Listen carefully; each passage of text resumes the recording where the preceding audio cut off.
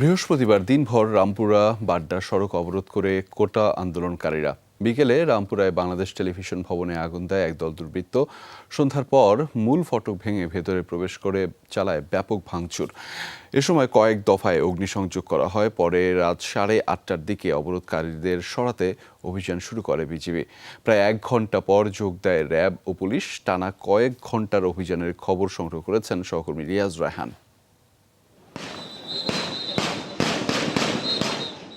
রামপুরার এই পুরো রাস্তাটি সকাল থেকে অবরোধ করে রাখে আন্দোলনকারীরা এবং বিকেলের দিকে তারা স্বয়ংসেবক রূপ ধারণ করে এবং বাংলাদেশের সরকারি রাষ্ট্রীয় প্রচার যন্ত্র বাংলাদেশ টেলিভিশন ভবন তারা আক্রমণ করে এবং সেখানে ভাঙচুর চালায়, অগ্নিসংযোগ করে এবং প্রায় 2 থেকে 3 দফায় টেলিভিশন ভবনের যে মূলটি ভবন রয়েছে বাংলাদেশ টেলিভিশনে, সেই ভবনে অগ্নিসংযোগ করে এবং বেশ কিছু মানুষ আটকা পড়ার খবর রয়েছে। আমরা দেখেছি যে ফায়ার সার্ভিসের 2টি ইউনিট এসেছিল আগুন নির্বাপনের জন্য সন্ধ্যার পরে, কিন্তু তাদেরকে সেখানে ঢোকার পর্বে তাদেরকে বের হয়ে যেতে বাধ্য করে এবং বিটিভির ভিতরে ঢুকে তারা ভাঙচুর করেছে এবং যেই মূল গেটগুলো ছিল 3টি গেটেই ভেঙে ফেলেছে এবং প্রায় আমরা যদি বলি 8:30 থেকে 8:30টার দিকে একেবারে বিজিবি সহ পুলিশ বিজিবি যৌথভাবে অভিযান পরিচালনা শুরু করেছে এবং মূলত রাস্তার উপরে যারা আন্দোলনকারীরা ছিল, যারা সারা দিনভর এখানে নৈরাজ্যকর পরিস্থিতি তৈরি করেছিল, তাদেরকে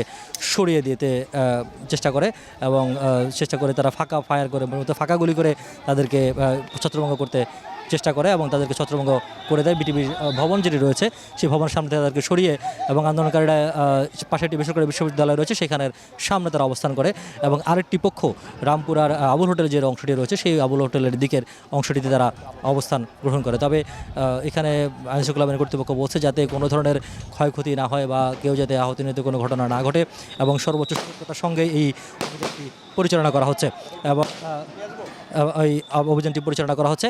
তো তারা ধারণা করছেন যে হয়তো অল্প সময়ের মধ্যে এই রাস্তাটি সম্পূর্ণ যান চলাচলের জন্য উপযুক্ত করবে এবং সাধারণ মানুষের যাতে জীবনহানি না হয় বা সাধারণ মানুষের যাতে কোনো ধরনের ক্ষয়ক্ষতি না হয় সেদিকে চেষ্টা রেখেই আজকের এই অভিযান পরিচালনা করা হচ্ছে রামপুরা বিটিভি ভবনকে দুর্বৃত্ত মুক্ত করতে। পাশাপাশি রামপুরা যে সড়কটি রয়েছে সড়কটিতে যারা আন্দোলনকারী রয়েছেন, যারা এখানে আগুন জ্বালিয়ে বিক্ষোভ করছে, তাদেরকে সরাতে অভিযান পরিচালনা করা হচ্ছে।